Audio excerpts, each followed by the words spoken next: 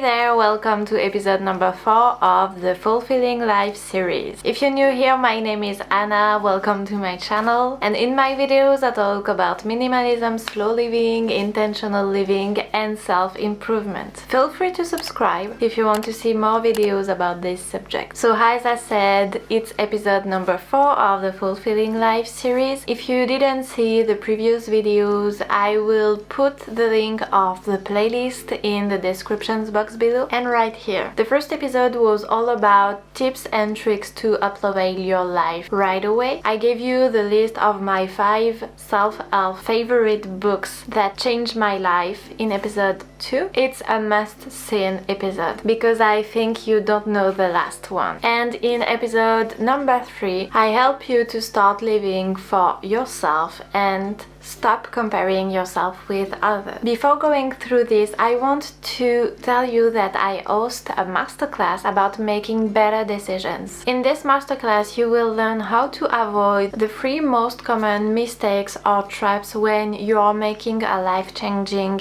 decision. I will put the link in the description box below. You could choose 3 different dates. I hope it will be possible for you to join us. So today we will talk about what's holding you back from moving on in your life. If you download my self-discovery guide, I will put the link in the description box below too. You know yourself better and you understand where you are in your life. But it's important to identify your fears or your limiting beliefs. If you don't know what's holding you on in life, it will be complicated to change. So I will explain what fears and limiting beliefs are, then I will help you to identify yours. So let's get started. Okay, so we will start with fears. Fear is a primitive feeling. It helps us to react in front of a danger. It was useful for our ancestors because without fear, they would be eaten by a big creature. But for us, today, it depends on the situation. But let's be honest, we don't face real danger every day. So what types of fear are we facing in our actual world? The number 1 is the fear of failure. This fear is exacerbated by social media. It's when you're afraid of something you do or you start and it doesn't work, or when you initiate or begin something and it fails. And our social media has a huge part because we see so many perfect lives, perfect careers, perfect bodies that we think that we will be a loser if we fail doing something. A little reminder here, you don't fail, you learn. The number 2 is the fear of judgment. And this fear goes very well with the number 1 because you can't imagine what people will think if you fail on something. It's bullshit, guys. Actually, we try something, so it's already a win. If you give too much importance to what people think, you will go in every direction and you won't listen to your true self. You will end up with a life you don't want and that doesn't reflect who you are. If you want more details about comparison, go watch episode number 3. The next fear is the fear of change. And I know this one is really difficult for you and even for me. We know that we need to improve our life. We need to make decisions, but we are afraid of the consequences. Perhaps you're afraid to change because you think that if you will change,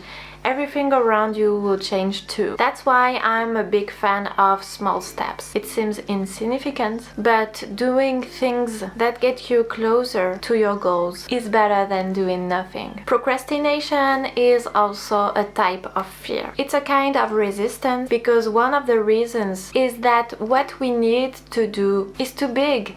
It's too important. So just thinking about what to do makes us exhausted. I'm not talking about procrastination when you need to do laundry, but I'm talking about procrastination when you have to write your thesis or when you need to work for your business. And finally, you can have the fear of success. It's not the first fear that comes in mind, but it's a real one. And it's about changing too. You think that if you're successful, you will change and the people around you too. It's more a subconscious fear because we don't think about this when we start doing something. If this becomes too prominent in your life, this fear could become limiting beliefs. So let's see what a limiting belief is. A limiting belief is a perception of yourself built upon past experiences or something that someone told you in your life. It's something that is in you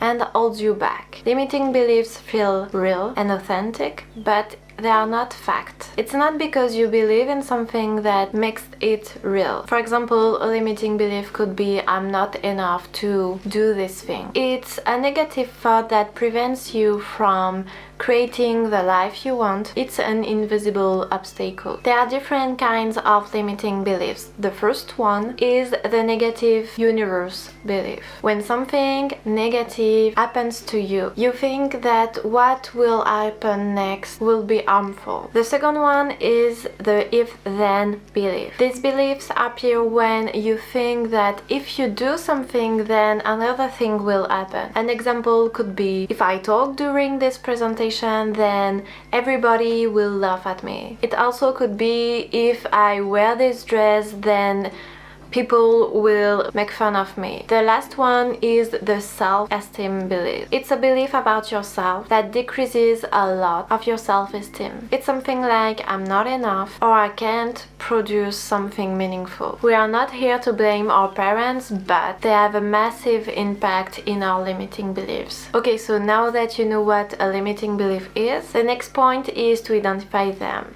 A limiting belief is usually a sentence you have in your head, and it often begins by I am not, I can't, I must or mustn't, or I should. Some examples could be I'm not enough to do blah blah blah. Actually, it's the most common limiting belief. I'm not fit enough. I should call my friend because they will think that I don't like them. Or I can't build this website because I'm not a tech girl. Maybe you have some ideas in your head, but if you're not sure, here are some questions for you to identify them. Think about a goal you didn't achieve. What did you tell yourself? Think about something you work on right now. Do you feel you have something that slows you down? Do you have something you tell yourself all day long? And don't think just about work. Think about your relationships, your life, or your health. Okay, so for example, you thought that you had a beautiful relationships, but the guy told you that you didn't deserve him. So now you have relationships only with bad guys because you think that it's only what you deserve. Or maybe you don't have a great job because a teacher told you that you will never have a high-paid job because you're not smart enough. Guys, actually it's bullshit, and you have to eliminate these limiting beliefs.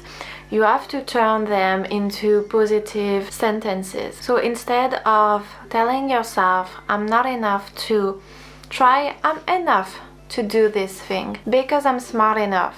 Okay guys, I hope this video will help you to identify your limiting beliefs and your fears and help you to move on in your life. I know it's difficult to overcome your limiting beliefs, but I'm sure you will do it. Don't forget to register for my masterclass. I know making decisions could be really difficult when it comes to changing your life, and I'm sure this masterclass will help you to have a clearer mind about this subject. During the live, I will tell you how to avoid the 3 most common mistakes and traps when it comes to making life-changing decisions. So I hope you will be there. Okay guys, it's the end of the video. Don't forget to subscribe and give this video a like, and I see you in the next one. Bye bye.